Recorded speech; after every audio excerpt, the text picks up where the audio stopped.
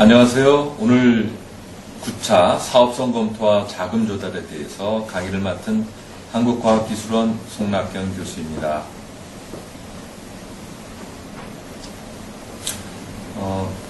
우선 저에 대한 소개를 간단히 말씀드리겠습니다. 저는 현재 카이스트 기술경영전문대학원과 경영과학과에서 학생들한테 기술사업화에 대한 실무, 그 다음에 기업가 정신과 벤처 이런 분야를 가르치고 있고요. 그 다음에 2005년도부터 2008년도까지는 대덕연구개발특구의 사업화를 총괄하는 사업단장직을 수행했습니다. 여러분 대덕연구개발특구 아십니까? 과거에는 대덕연구단지라는 이름으로 더 우리에게 오랫동안 알려져 있는 곳이기도 하고요.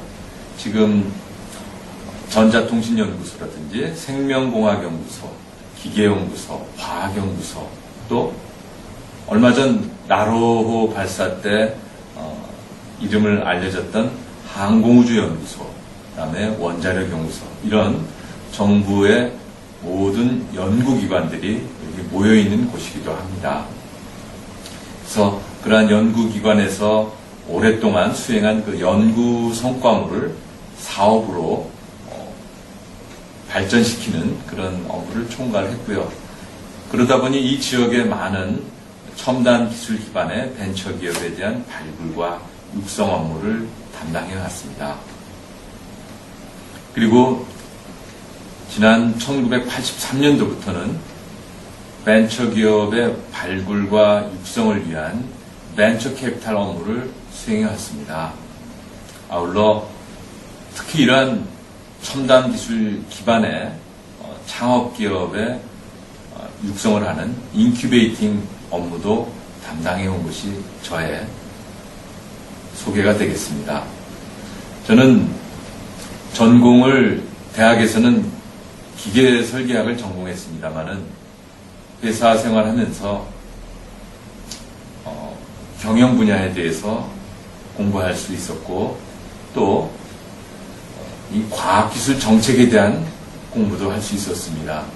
제가 하는 주 업무가 이런 벤처기업에 대한 투자 또는 그 관리, 수익의 극대화 이런 일이었긴 했습니다만은 그런 일을 수행하면서 항상 저 자신이 부족하다고 느꼈던 것은 그런 기술 개발 업무를 수행하고 있는 그런 전문가 팀 또는 초기의 이런 창업 기업들 이런 전문화된 그런 조직들에 있어서 이 각 구성원들의 역할과 그들의 동기부여 이렇게 해서 어떻게 전체적인 사업 성과를 극대화할 수 있는지 이런 부분에 대한 사항이 저의 주 관심사였고 그래서 대학원에서 경영학을 공부하면서도 인사관리 그 다음에 과학기술 정책에 대해서 공부하면서도 그런 부분에 대한 공부를 더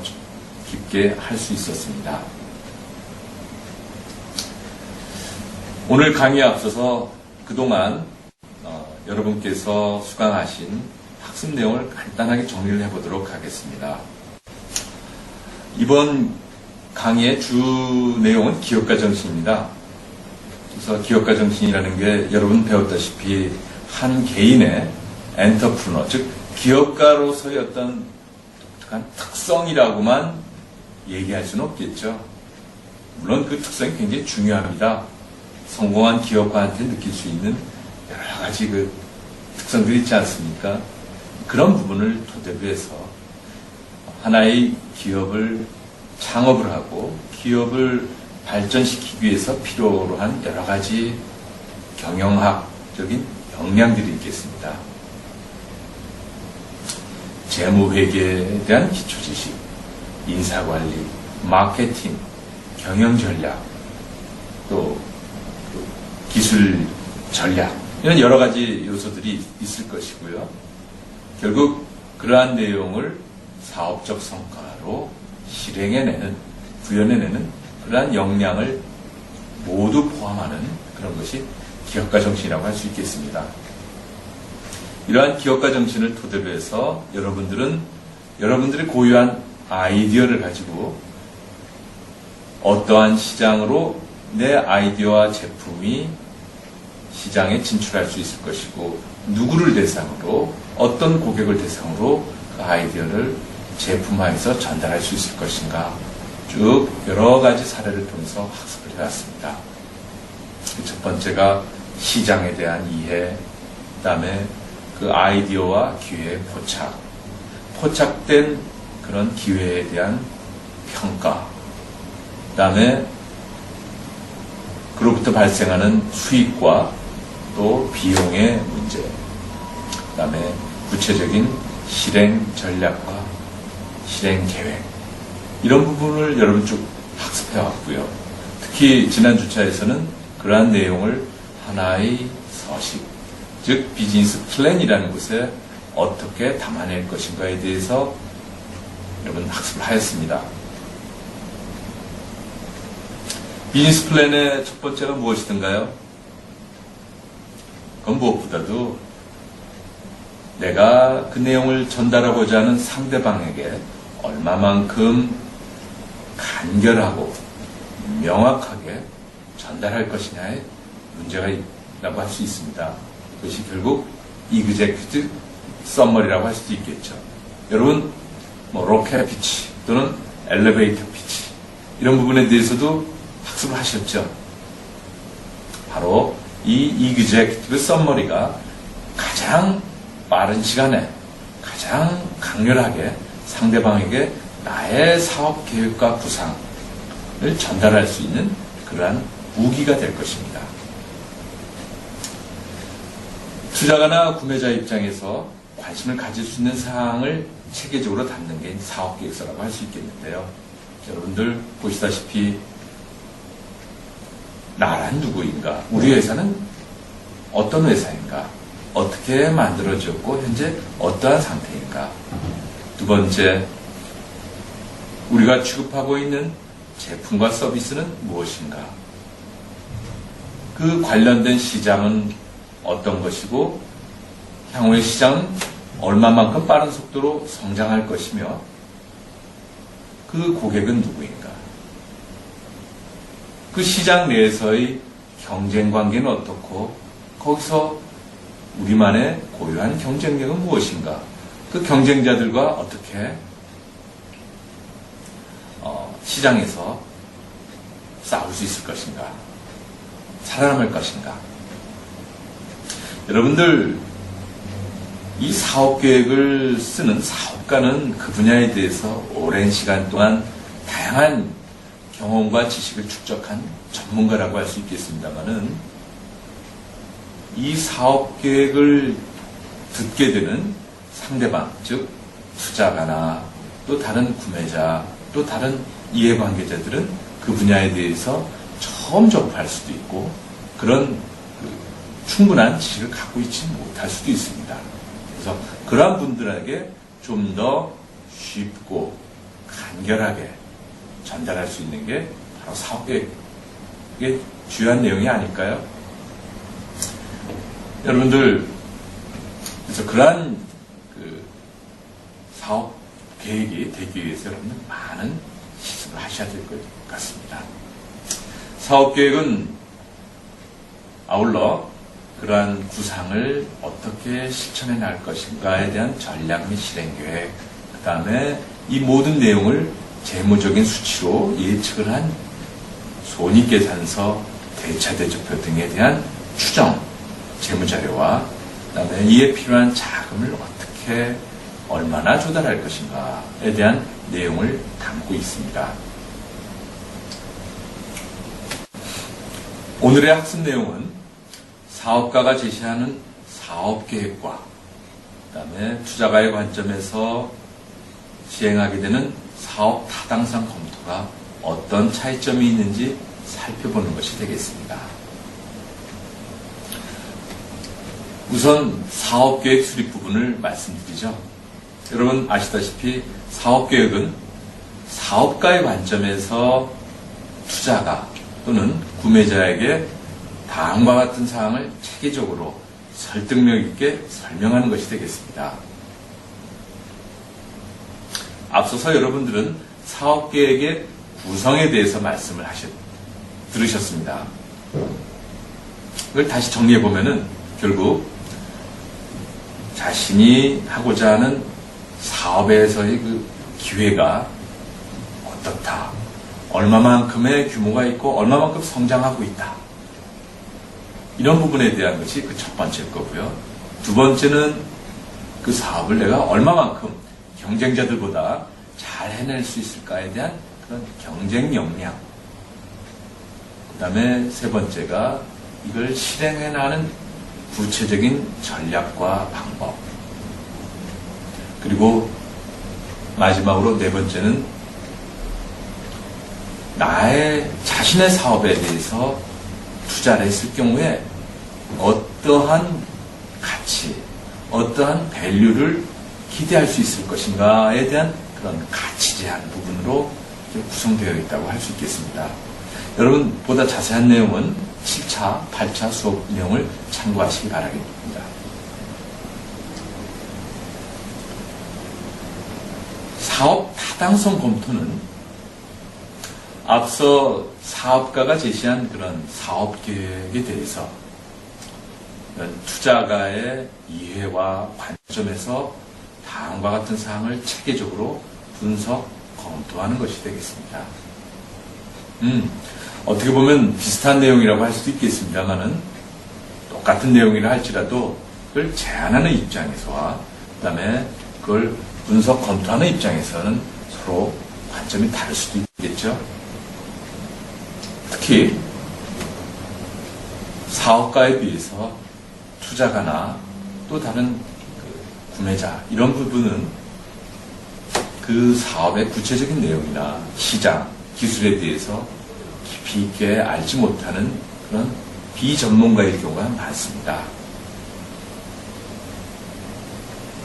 앞서서 말씀드렸듯이 사업계획은 그러한 점에서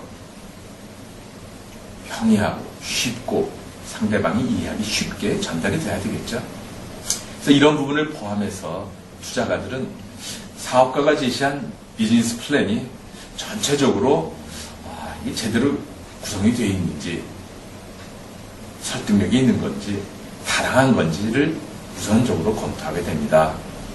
기술적인 측면에서, 시장이라는 측면에서, 또는 재무적인 측면에서, 그 다음에 경영자의 측면에서 각각 보게 되는 것이죠.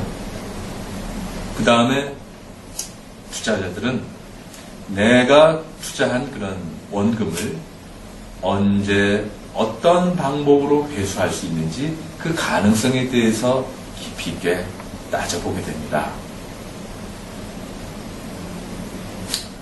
아울러 사업가가 제시한 그런 사업 목표와 투자가가 기대하고 있는 그런 가치의 회수를 위해서 투자가 입장에서 과연 어떠한 책임과 의무 하에서 어떠한 역할을 해야 될지에 대해서 구체적으로 생각하게 됩니다. 그래서 그런 역할을 통해서 내가 투자한 그런 프로젝트의 가치가 극대화될 수 있도록, 최대화될 수 있도록 그런 역할을 다하게 되는 것이죠. 시장기획평가가 사업계획의 첫 번째라고 할 수 있겠습니다. 즉, 사업가가 제시하고 있는 시장, 타겟 마켓이 되겠죠. 그 다음에 고객에 대해서 과연 얼마나 정확히 이해하고 있는지, 제대로 전달되고 있는지 그런 여부를 검토하게 됩니다. 통상 많은 기업에서 어떤 사업에 대해서 제안을 받았을 때 간단하게 세 가지를 우선 보게 됩니다. 첫 번째는 고객이 누구인가? 두 번째는 어떠한 경쟁자들이 있고 그들의 경쟁력은 어떤가? 그다음에 세 번째는 결국 우리 자신, 사업가, 회사가 되겠죠. 그래서 커스터머, 컴피티터, 컴퍼니 이걸 세 C, 즉 3C 분석이라고 하고 있습니다. 이를 통해서 간단하게 이 시장의 어떤 역학관계를 우리는 파악해 볼 수 있겠죠. 그 다음에 두 번째, 투자가의 관점에서 사업가가 과연 이 사업에 대해서 얼마만큼 깊이 있게 이해하고 있는지를 판단하는 두 번째는 제품의 수명주기 분석입니다. 특히 그 아이디어나 또는 첨단 기술 제품의 경우에 초기 단계에 있는 경우가 많은데, 경우에 따라서는 이 제품이 성숙기 또는 쇠퇴기에 이르렀음에도 불구하고 그런 시장에 있어서의 그 수명주기상의 위치를 정확히 판단하지 못해가지고 전체적인 사업에 그르치는 경우를 종종 볼 수 있습니다. 세 번째, 많은 연구원 출신이나 또는 기술자 출신 기업가들이 범하게 되는 그 오류 중에 하나가 내 제품이 최고고 내 기술이 가장 좋고 하는 이러한 확신에 지나치게 빠지는 경우에 이 제품이 아이디어 단계에서부터 고객에 이르기까지 이런 사업의 여러 구성 요소, 단계, 이걸 우리 밸류체인이라고 할 수 있는데요. 그런 부분의 내용을 충분히 깊이 있게 현실적으로 이해하지 못함으로 인해 가지고서 많은 시행착오를 겪게 됩니다. 아이디어를 구체화해서 제품화하고 그 제품도 하나의 부품은 구성이 된 것이 아니고 다양한 기술과 다양한 부품, 다양한 공정을 거쳐서 제품이 완성이 되고 있고, 최근에는 융복합이라고 해서 보다 다양한 분야의 기술이 하나로 통합돼서 만들어지게 됩니다. 그리고 만들어진 제품이 또한 소비자들한테 전달되려면 여러 가지 다양한 경로를 거쳐서 소비자에게 전달되기 때문에 그런 모든 전체적인 그 프로세스, 과정을 우리는 밸류체인이라고 할 수 있는데, 이 과정에 대한 이해가 충분치 못할 경우에 많은 시행착오를 겪을 수밖에 없겠죠. 그래서 그런 부분에 대해서 과연 사업가가 얼마만큼 경험을 했고 깊이 있는 지식을 갖고 있는지, 이해하고 있는지 굉장히 중요한 이슈라고 할 수 있겠습니다. 다음은 마케팅과 관련해서 가장 기본적인 포인트입니다. 저희는 그걸 4P라고 하는데, 그 P는 price, 제품의 가격, 그 다음에 product, 제품의 구체적인 스펙과 성능, 종류, 그 다음에 place, 결국 고객한테 어떠한 경로를 통해서 어디에서 고객과의 접점이 이루어지는지, 그런 우리 유통이라고 할 수도 있겠죠. place, 그 다음에 promotion, 단순히 광고가 아니고요. 이 제품과 서비스가 고객들의 만족을 극대화할 수 있는, 그렇게 해서 고객의 구매 욕구를 어떻게 불러일으킬 수 있는 그런 홍보, 이런 네 가지 단계를 아우러서 우리는 4P 전략을 합니다. 그래서 이러한 네 가지 위에 그 분석, 간단한 분석들을 통해서 사업가가 제시한 그런 매출 계획을 우선적으로 손익계산 조사를 중심으로 해서 판단하게 되는 것이죠.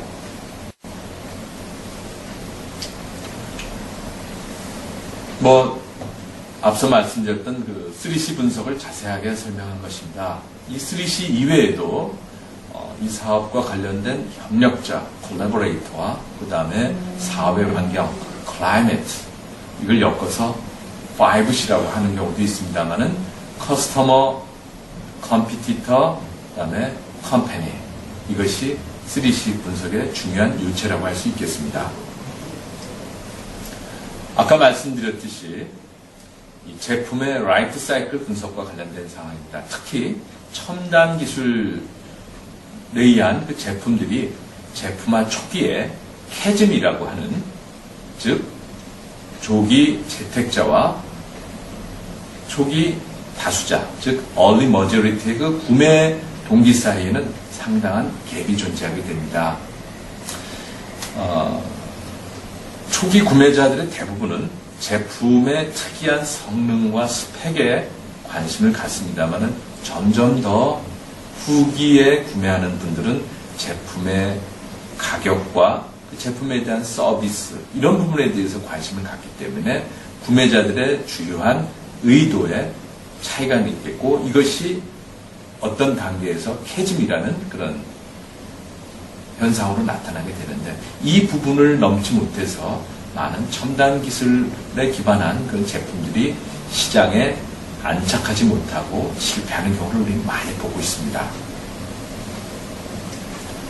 그 다음에 이것이 이제 밸류 체인 또는 인더스트리 맵이라고 할 수 있겠습니다. 여러분 보시다시피 테크놀로지에서 프로덕트 디자인, 매니팩처링, 그 다음에 마케팅, 그 다음에 공급, 디스트리뷰션이죠. 그 다음에 서비스를 통해서 고객에게 전달되는데 각 단계별로 여러분 표에서 보시다시피 다양한 요소들, 다양한 부품들이 이 밸류 체인을 형성하게 됩니다. 아울러 밑에 음식 폐기물 처리 장치 시장에 대한 밸류 체인을 하나의 예로 들었습니다. 설비를 제작하는 회사들도 여럿이 있겠고요. 각 설비마다 고유한 특성이 있고, 그 다음에 이런 음식 폐기물을 중간에서 처리하는 그런 그 회사들이 있고요. 그 다음에 이 처리된 산출물을 고객에게 전달하는 경로도 다양하게 구성하게 됩니다. 그래서 사업가는 이러한 제품의 한 부분뿐만이 아니고 그것이 이루어지는 시장의 전체 흐름에 대해서 폭넓게 이해를 할 필요가 있겠습니다. 4P는 마케팅 전략이죠. 그리고 프라이스, 프로덕트, 플레이스, 프로모션이 서로 긴밀하고 구성이 되었을 때 성공적인 마케팅을 할 수 있게 되는 것입니다. 여러분, 이 매출 추정 및 손익에 대해서는 앞서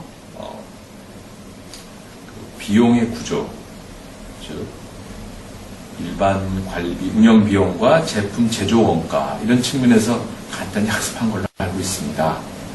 그래서 여러분들이 제시한 제품과 또는 서비스에 대해서 최소한 5년간의 예상 매출액을 추정을 해보고 그 다음에 거기 주요 비용이 어떻게 구성이 되고 있고 이를 토대로 해서 손익이 어떻게 되는지 예상할 수 있을지 한번 구상을 해보시기 바랍니다. 이를 위해서 보통 투자가 입장에서는 손익분기점, 언제 비용과 그다음에 수익이 균형을 이루는지, 그 break even point 찾는 그 손익분기점, 그 다음에 투자한 원금이 언제 회수될 수 있는지 원금 회수기간 분석, 그 다음에 투자한 금액에 대한 수익률을 따져보는 수익률 분석. 크게 세 가지가 있겠습니다만은 여기서 자세한 내용은 저희가 다음 기회에 하도록 하겠습니다. 사업계획의 타당성을 검토하는 크게 두 번째 단계는 exit, 즉 내가 투자한 금액을 언제 어떠한 방법으로 회수할 수 있는지 그 가능성에 대해서, 현실성에 대해서 판단하게 되는 것입니다. 이 원금을 회수하는 방법에는 보시다시피 네 가지가 있습니다. 첫 번째, 여러분 코스닥, 나스닥 아시죠? 이런 그 기업 공개를 통해서 하는 방법.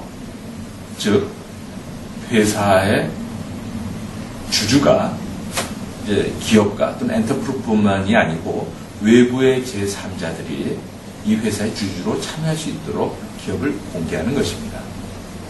다음에는 인수합병. 자신의 회사를 보다 더 큰 회사에 합병시키거나 또는 자기가 주도적으로 필요한 회사를 자기가 인수 또는 합병하는 그런 내용을 우리는 M&A라고 합니다. 다음에는 이익의 배당.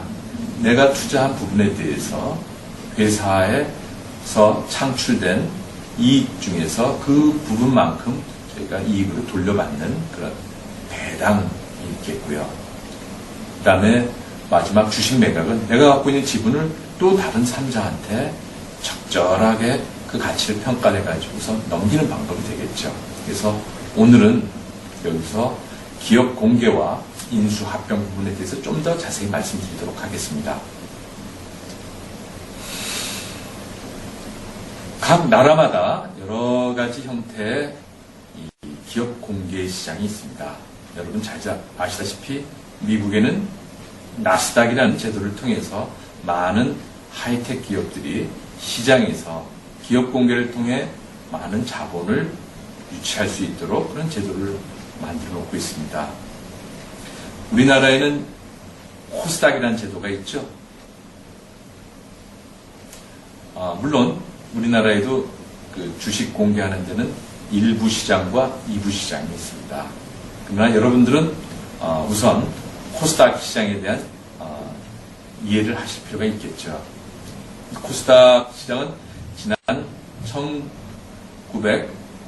1990년대 중반에 벤처 기업의 육성과 그다음에 투자 자본의 회수 활성화를 위해서 만든 제도입니다. 지금 코스닥에 등록된 기업이 정말 1000개가 넘고 있고 이를 통해서 많은 벤처 기업들이 조기에 시장에서 제3의 투자자들로부터 자금을 유치하고 있습니다. 일본에는 자스닥이라는 것도 있고 또는 중국에는 또 차스닥이라는 제도를 통해서 이러한 제도가 활성화가 되고 있습니다. 1년에 올해 같은 경우에 매년 한 50에서 60개 정도의 벤처 기업들이 코스닥에 상장이 되어서 그 기업 경영의 새로운 단계에서 성장을 도모하고 있습니다. 다음은 M&A입니다. 이 그림은 미국의 통신장비 업체인 시스코가 지난 90년대 초반부터 최근에 이르기까지 어떻게 성장해 왔는가를 그림으로 보여주고 있습니다. 결국 한 개 기업의 성장은 어떻게 뒤집어 놓고 보면은 이런 M&A 역사라고 할 수도 있겠습니다. 아직까지 우리나라는 이런 M&A가 여러 가지 문화적인 요인, 제도적인 요인으로 인해서 활성화되고 있지 못합니다만은 앞으로 이러한 그 M&A를 통해서 혁신 역량을 갖춘 초기 소기업과 시장에서의 네트워크 역량을 갖추고 있는 그런 중견 대기업 사이에 전략적 M&A를 통해서 벤처기업 육성, 성장의 새로운 모델을 도전해 볼 필요가 있겠습니다. 사업계획의 타당성을 검토하는 세 번째로서 투자가는 모든 것을 사업가가 계획한 대로 사업가 스스로 알아서 해야지 이런 그 방관적인 태도로만 하지는 않습니다. 사업가가 제시한 그런 사업 목표와 내가 기대하고 있는 수익 목표를 제대로 달성하기 위해서는 투자가로서의 역할도 굉장히 중요하다고 할 수 있겠습니다. 그래서 투자가가 이런 기업에 참여하고 있는 여러 가지 서비스, 밸류업 서비스 유형은 이런 이사회라고 하는 그런 의사결정 체제에 참여를 해가지고 회사의 주요한 경영 전략에 대해서 논의를 하고 같이 머리를 맞대고 분석을 함으로써 CEO가 경영자가 이런 여러 가지 경영상의 어려운 고비를 극복할 수 있도록 외부에서 지원해주고 또는 필요한 전문 인력의 조달, 즉 CEO 또는 CFO, 재무 담당자죠. 그 다음에 마켓을 담당하는 CMO 또는 연구개발 책임을 맡고 있는 CTO 이런 분들을 필요한 인력을 추천해서 활용할 수 있도록 도와주기도 하고 경우에 따라서는 벤처 캐피탈이 직접 이 기업의 경영을 맡아서 그 투자의 목적을 달성할 수 있도록 하기도 하는 이런 여러 가지 역할이 있게 됩니다. 결국 투자로서 끝나는 것이 아니라 투자로서 그때부터 진정한 협력 관계가 시작됐다고 할 수 있겠죠. 자, 여러분, 오늘 사업 타당성 검토와 자금 조달의 그 첫 번째로서 사업가가 제시한 사업 계획에 대해서 투자가의 관점에서 어떻게 그걸 평가하는지 주요한 포인트를 몇 가지 점검해 보았습니다. 여러분들 오늘 과제는 아까 매출 계획 및 손익 추정에서 잠깐 말씀드렸듯이 여러분들이 구상하고 있는 제품에 대해서 향후 5년 동안의 매출 계획과 손익을 추정하고 손익분기점이 언제쯤 될 것인지 여러분들이 판단해서 제출하는 과제가 되겠습니다. 다음 주 10차에는 사업에 필요한 자금을 어디서 어떻게 조달하는지, 아울러 이번 강의의 핵심 키워드라고 할 수 있는 기업가 정신에 대해서 요약 설명하는 것으로 해서 이번 과정을 전체적으로 마무리하도록 하겠습니다. 여러분 수고하셨습니다. 다음에 뵙겠습니다.